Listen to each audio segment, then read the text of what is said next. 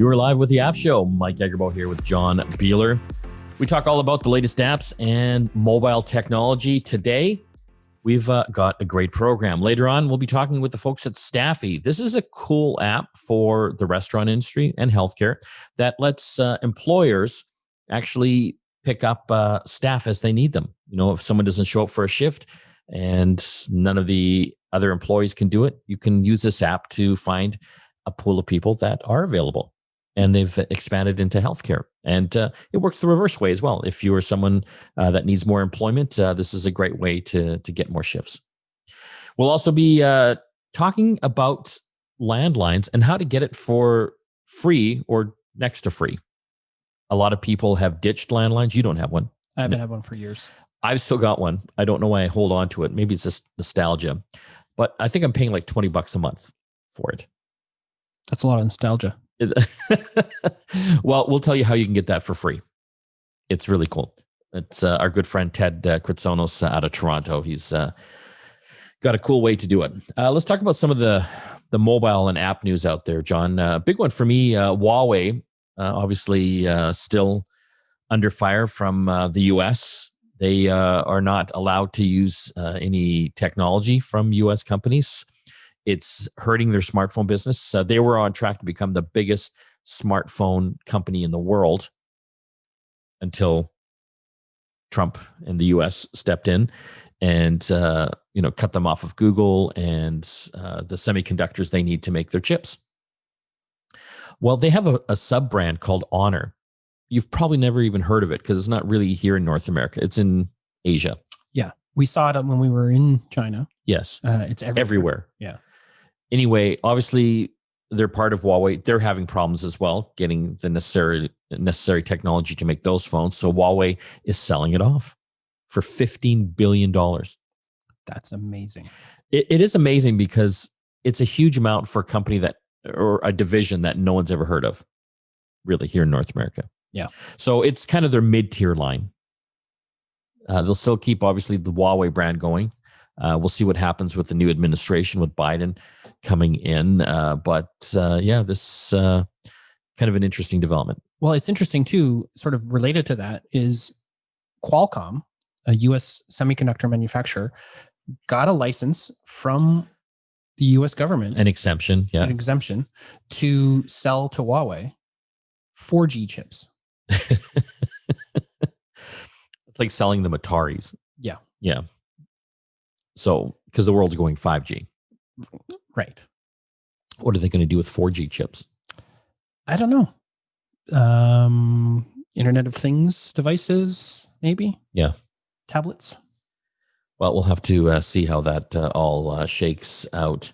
Another story came across here, John. Twitter, they have a feature, I guess, disposable tweets. What does that mean? Yeah, they're called fleets. This is a new feature that's been rolled out across the world. The idea behind it and kind of the way they were trying to market it was if you've ever started to compose a tweet, realize that it might not be a good thing to have on your permanent record. Yeah. You can now use a fleet and it'll disappear after a period of time. Maybe Trump should do that. Yeah. But I think he has to have everything as part of the permanent record because he's the president. But okay, so it's a fleet tweet. Yeah, the idea is that it's fleeting. Yeah, it's a fleeting thought. You post it and it's gone tomorrow. But that's still getting recorded somewhere. Absolutely. Yeah. And this is the thing I tell people all the time. Just because you made it private, you sent a DM or a private message to somebody on Facebook, it's being captured somehow by somebody. Whether it's the servers at Twitter, whether it's somebody that has bots set up to harvest all these tweets and put them somewhere else that is not expiring or being deleted, or, in case of Facebook messaging, people get their accounts hacked all the time and people can see those private messages and they get exposed or made unprivate all the time. So the idea is, my thought has always been, if you're going to use these technologies, whatever you put out there, make sure you're comfortable with it being there on your permanent record forever. But for some reason, Twitter thinks this is a good thing, and people are just really confused by it because it's this new option, and it's kind of... Are they trying to be Snapchatty? I think so, yeah. Yeah. Appeal to the youngers. Younglings. The younglings. Another story we're following here, Alberta. I didn't know they had their own COVID-19 contact tracing app. Apparently not a lot of other people did either, because they've only tracked 19 cases. So this is put out by the government of Alberta for our Alberta listeners. Yeah, I didn't know they had a separate one. Yeah, I thought they were looking at the Canadian government one. Yeah, BC and Alberta are the last two holdouts with the Canadian version, but because Alberta has had their own for a while. But it doesn't sound like it's been that successful, just in the numbers that they're actually tracking. Yeah, 19 people. But, well, that's 19. Maybe that helps save somebody. Better than zero. Yes. Okay, we still have a lot to talk about on today's app show. Don't forget to visit our website at getconnectedmedia.com. We are giving away a Google Pixel 4 XL. This thing has got an amazing camera on it. If you want a chance to win, hit the newsletter tab at getconnectedmedia.com. All the instructions are there on how to enter. When we come back from the break, how to get a free phone line for your landline. Back after this. We're back. Mike Agerbo here with John Beeler. Let's talk about phone service. Over the years, home phone service has, I think, decreased. If you're under the age of 30, you probably don't have a home phone. Do you have a home phone? Yeah, it's called my cell phone. Okay. Well, I still have a home phone. But how would you like to get that price down even lower? I think I'm paying $20 a month through Shaw. How often do you actually use it, though? No, that's where all the spam callers go. So you're paying for spam? Yep. I don't know why. You know what? My parents phone there all the time. Forward it to your cell phone. Oh, no, that's too confusing. Okay, let's look at some other ways to maybe save some money. We got our good friend Ted Kritsonis. He's our man in Toronto. Ted, thanks for joining us. Always a pleasure, guys. Thanks for having me. Let's talk OOMA. This is a company. They have a phone service. They also have hardware as well to go along with that. Ted, explain how it all works. So basically, OOMA is a home phone that works not necessarily through the traditional phone lines, but actually through the internet. So it's what we call VoIP, or Voice over Internet Protocol. And it functions the same way a normal traditional landline would work, but it's not going, again, through the traditional infrastructure. It's going through the internet. And as a result, they can offer service far cheaper than what the usual providers offer. So for example, in OOMA's case, just to start off with, it's interesting because you're not paying them necessarily. Like if you don't subscribe to anything with OOMA and you just buy the hardware, you would have to actually just pay the taxes and fees that are legally required by the government. But other than that, which is like $5 a month, I think, in BC. And it's more or less the same with every province. And that's it, right? Now, if you subscribe, you can get extra features. So for free, for example, you get Canada-wide calling. So there's no long distance within the country. And you get a bunch of other features. Now, if you subscribe to Premier, you get some extra stuff like calling the US and Mexico, for example. And then, all kinds of different features like, voicemail, like extra voicemail stuff. I mean, there's a lot there. I can get into it, but I'm not sure where you'd want to go. Well, let's talk about that. So first of all, if you just want regular, plain, basic phone service, you buy a package from them. What does that look like? How much is it? Yeah, so there's two particular products. There's the Tello and the Tello Air. Okay, so the Tello is $100. The Tello Air is $130. So you're buying the hardware, and then at that point, you have a choice. Now, if you want to port your existing landline number over, it's a one-time $40 fee. If you don't care, then you just pick whatever phone number you want, which, by the way, you are able to pick an area code that is not where you live.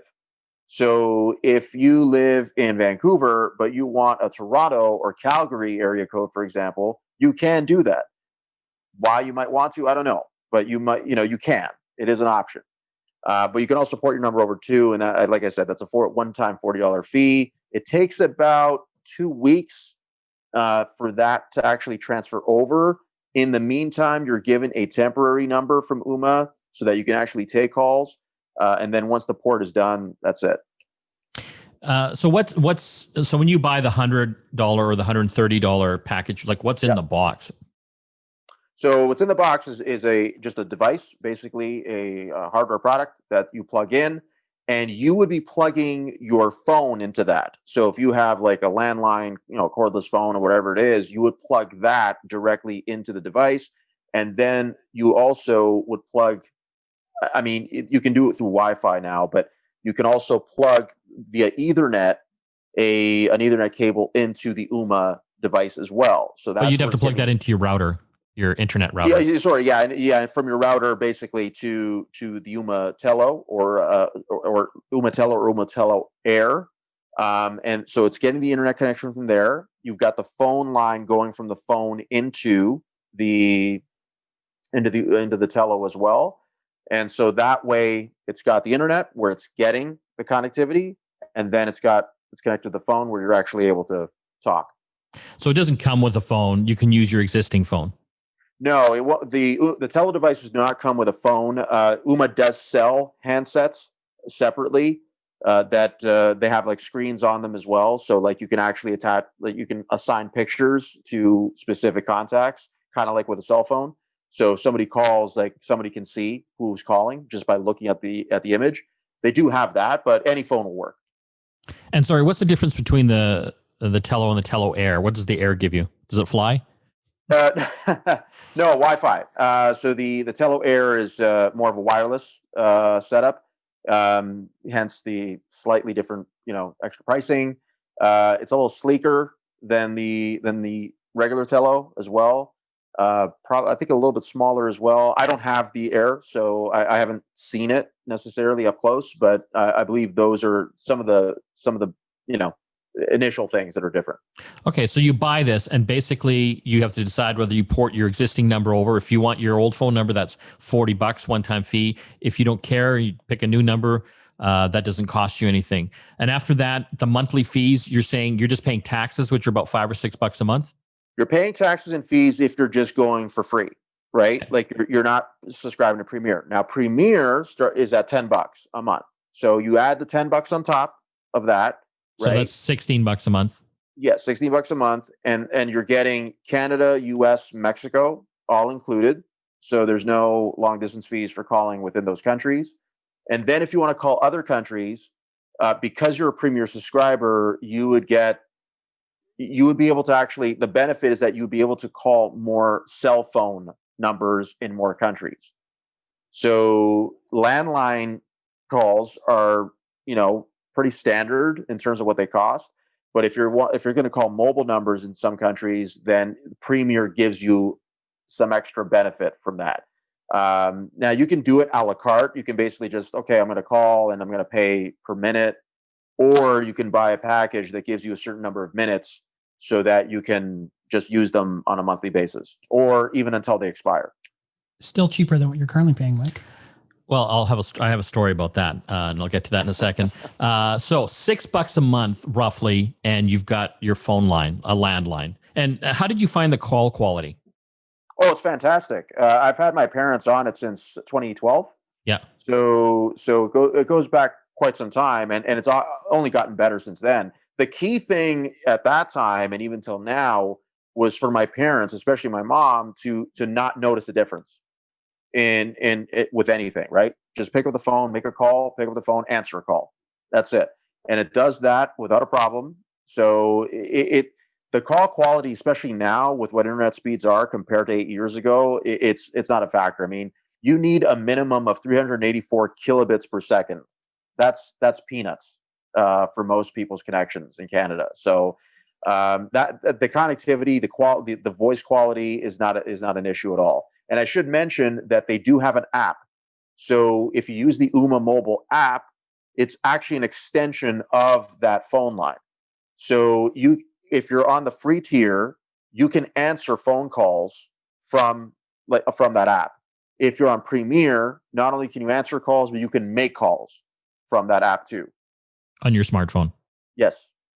Okay, here's my story. So for the listeners right now, we're talking about OOMA. This is a phone service available in Canada, US as well. Basically, you just buy their box. It's like a one-time fee, like $100 or $130, depending if you want the Air version or not. The Air one makes it a little easier because you can put that phone line kind of anywhere. It's wireless. It uses the Wi-Fi. So I actually got one of these things, Ted, about 2 years ago. Okay. And I I set it all up and I went through the porting thing, because I wanted to keep my number.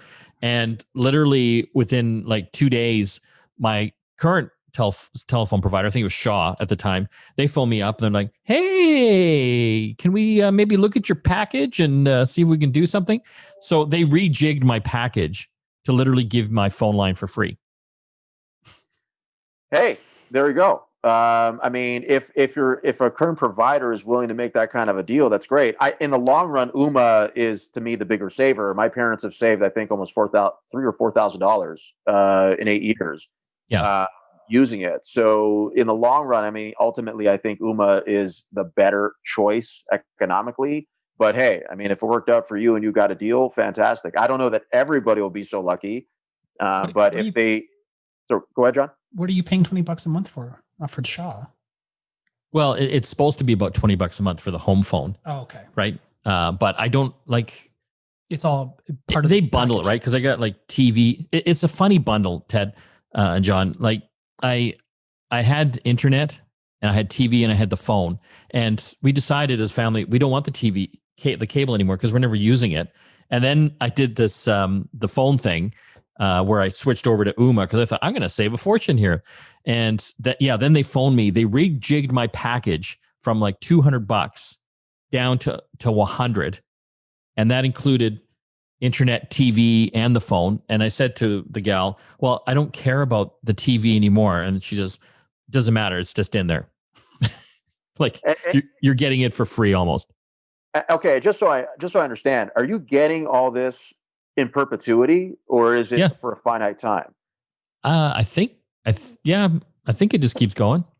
You should check your bill. You might want to check that. Usually those credits disappear and they have expiry dates on them. It's rare for those companies to give anything for free for too long. So, well, it's funny, right? Because I kept telling her, I don't want the TV. We don't watch it. I don't want them. So I've got all these boxes. These Shaw boxes, they're sitting in a bag somewhere in my garage. And I just I just want to give them back because I'm scared of losing them. Because I know they'll charge me for them if I don't give them back. Anyway, back to OOMA. Sounds like a great service. You've had some good success. I've heard from other people as well. And you've written a great article up on our website for it as well. So looking forward to reading that. Ted, thanks for joining us. Always a pleasure, guys. Thank you for having me. When we come back from the break, more tech to talk. Stay tuned. You are back with the App Show. Mike Agerbo here with John Beeler. So let's talk about contact tracing. One thing that I think is good when you go to restaurants is that they're taking down your name and number. So that in case anyone ever catches COVID there, they can contact you. But I'm always concerned at some of these places. I'm like, well, I got to pick up that pen and then I got to write on this paper. And then like my name and phone number are there for everyone for the rest of the day to see as well. So, for me, there's some privacy implications there. And just, is it completely germ-free as well? And I think we found a solution for that issue. We've got a great guest on the line. His name is Asif Khan. Thanks for joining us today. Yeah, thanks for the opportunity. Good to be here. He's he's the CEO of GroundLevel Insights. They've come up with an app called CANATRACE. Tell us how this works. I love this app. Yeah. So first of all, just to clarify, it's actually not even an app. It's just a service that is based on a QR code that we custom create for any business that wants to use this with their own branding and so on. And they just post the QR code on the tables or on the door or on the window, and people just come in with their phones. Most people, the native camera app on their phone can just open up their camera and it knows how to scan a QR. So it's as simple as that. And does the business on their end, how do they implement that? Do they have to put something into their website for it? Do you guys do that? No, we do it all. So they come to a simple page where they register on our website at canatrace.com. They just fill out the address information. They upload their logo and specify sort of the details about their business, and then we create the QR code. And when the customer, and we send them the files, and they kind of just post it, print it out, and post it. And when the customer scans that, it basically comes up with a branded page. So it'll show up with that business's logo. It'll say, "Here's why we're collecting this information," and then it goes through the series of required questions. And we have a number of different templates depending on kind of what stage of COVID the local city or province is in at that given time, because there's different levels of what information is required. So let's just walk this through for the customer coming into a restaurant, for example. There's going to be a QR code by the front door, and it's going to tell them to scan it with their camera phone. That's right. Exactly. And so, yeah, they just open up their camera phone, they scan the QR, it brings them to that branded page. And then it goes through at minimum the three required pieces of data are name, email, address, and phone number. So they just fill that in. It also supports autofill. So if they're used to filling out forms on their phone, it's even faster because you can just grab the data that you've already got and you don't have to type it in every single time.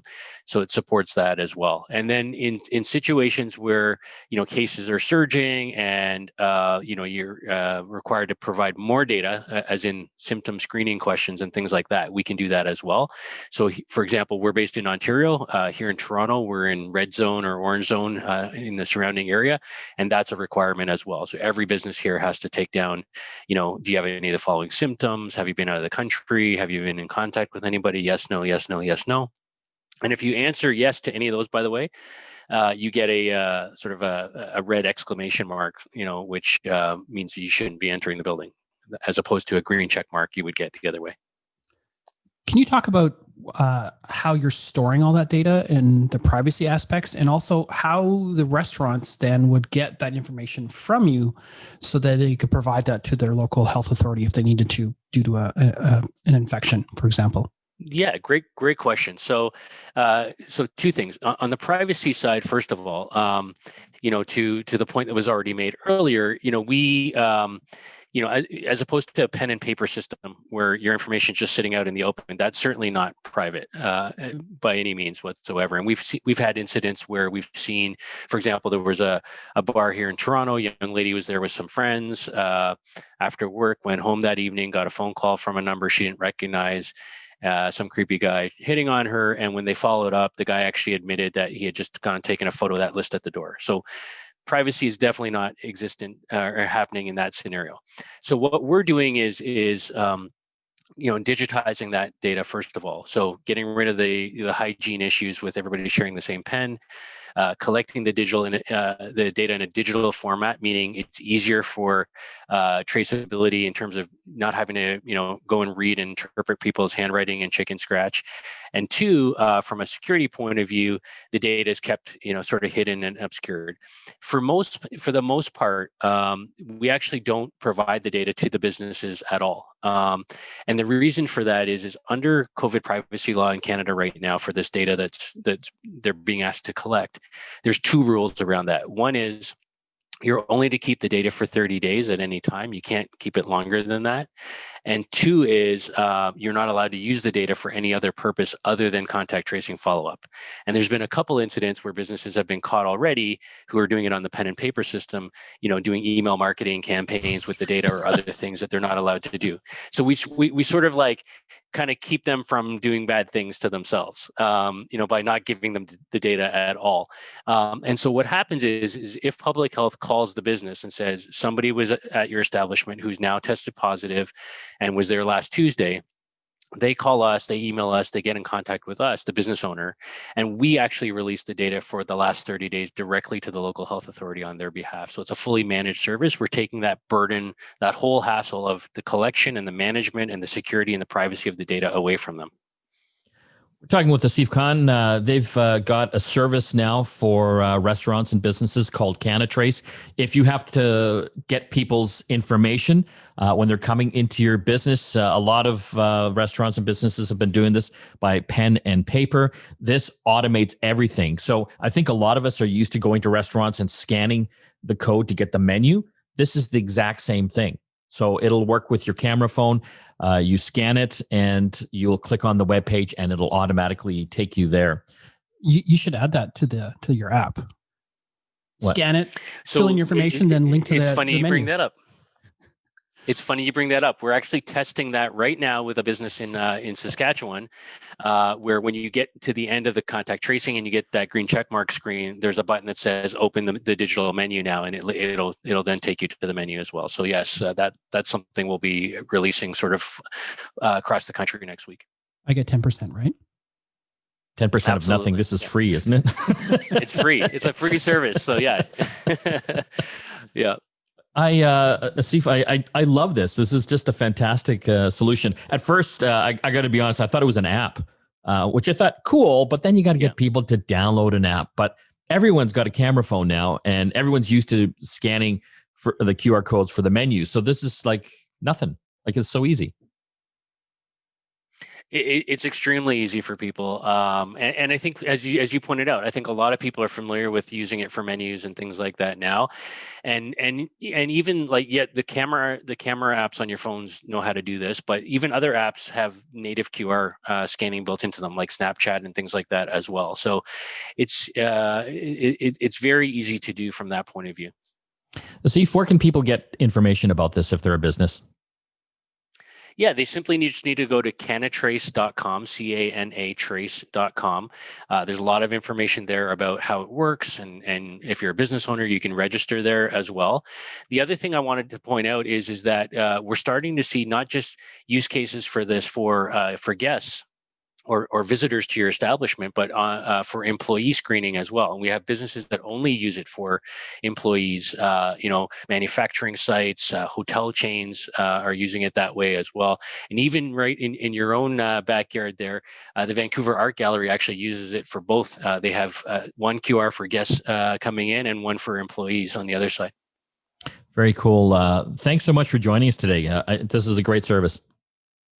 Yeah, I appreciate your time. Thanks for the opportunity. And yeah, we would love to have many, many businesses across the country. And we just want to help out. It's our way of giving back. So thank you. When we come back from the break, we're going to talk with the folks at Staffy, an app that helps workers and restaurant owners connect with each other for employment. Back after this. You are back with the App Show. Mike and John here. Going to talk about employment. It's been a challenge, obviously, with COVID raging around the country and the world. Well, there's an app that could potentially help with that. We've got Peter Faist on the line. He's the CEO of Staffy. Thanks for joining us today, Peter. Thanks for having me. Pleasure to be here. Staffy is built as an on-demand app for workers. Tell us what that means. So, it basically tries to disrupt the traditional staffing agency model where staff are paid as little as possible and the companies charge as much as possible. And so what we've done is create an online marketplace that allows staff to set their rates and work for where and when they want to, and the companies to hire who and when they want, when they need it, kind of thing. So what industries would this be most applicable to? We started in hospitality back in late 2015, and we're actually doing quite well with hospitality, and we'd expanded to some pretty national companies and within Canada, and we were expanding in the US. And then COVID happened, and COVID basically destroyed 98% of our business almost literally overnight. Oh my God! And it was pretty devastating. At the time, I didn't think COVID was going to be that big a deal for some odd reason. I thought it was, going to be a couple months, and then, we'd hear about it in the news and wouldn't be affected that much. It didn't affect us that much, but of course that's not the case. And so at the time we were, our staff, there'd been 30,000 people that had signed up on our platform at the time. And we were trying to find the meaningful work because they just lost, all of their income basically. And so I was literally up at night till 2 or 3 a.m. every night, emailing the biggest CEOs of the biggest companies. I even emailed Jeff Bezos and Galen Weston and everybody I could think of that would be busier because of COVID. And where we got traction was in healthcare. So we managed to pivot and basically reprovision, dishwashers, line cooks, and bartenders and servers into roles in long-term care and retirement facilities. So, they might work as a cleaner or a housekeeper or a dietary aide.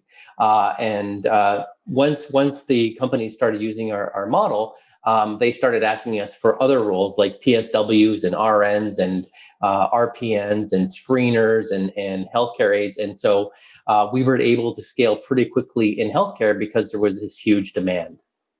That's fascinating me because I've known about your app for a while, and typically it was more kind of like restaurants. Like a restaurant owner might need, some extra staff one night, and they could use that app to get someone pretty quick.